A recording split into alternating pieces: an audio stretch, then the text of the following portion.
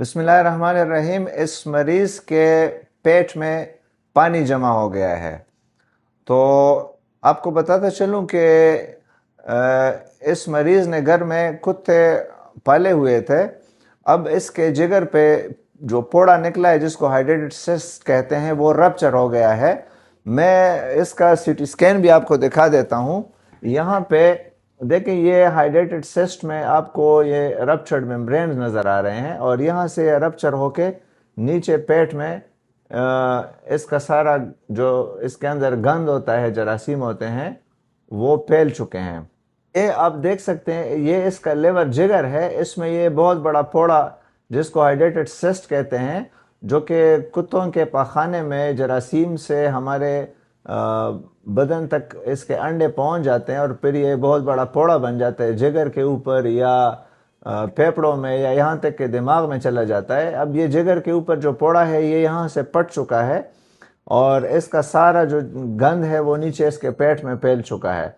तो इसके पेट में पानी की वजह, ये हाइड्रेटेड सिस्ट जो रप्चर हो चुकी है, पट चुकी है, ये इसकी वजह है।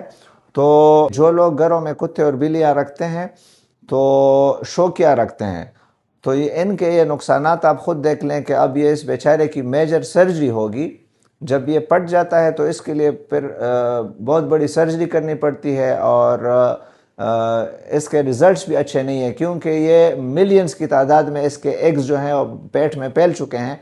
अब ये दोबारा जगह जगह पे इसके पोड़े निकलेंगे, तो बार बार सर्जरी करनी पड़ेगी। इसी तरह अगर दिमाग में ये पोड़ा निकल आए तो उसकी भी रिजल्ट्स बहुत ही ख़तरनाक हैं।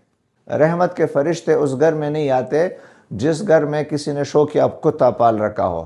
तो अब आजकल बड़े बड़े शॉपिंग मॉल्स में अगर आप चले जाएं, तो कुत्ते और बिल्लियों के लिए जो इम्पोर्टेड फूड है वो डॉलरों में लोग ख़रीदते हैं।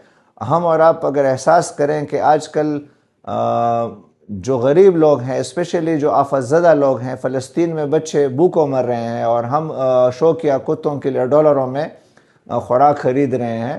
तो ये वीडियो आपके लिए एक अहम पैगाम है कि इसमें ना दुनिया का फ़ायदा है ना आखिरत का फ़ायदा है, बल्कि इसमें ख़तरनाक बीमारियां हैं।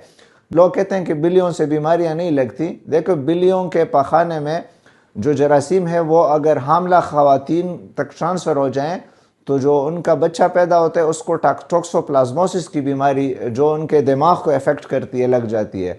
और बिल्लियों के छोटे पेशाब में एक जरासीम है, वो अगर हमारे आंखों में चला जाए, आंखों तक पहुंच जाए, तो उससे बीनाई भी जा सकती है। तो इन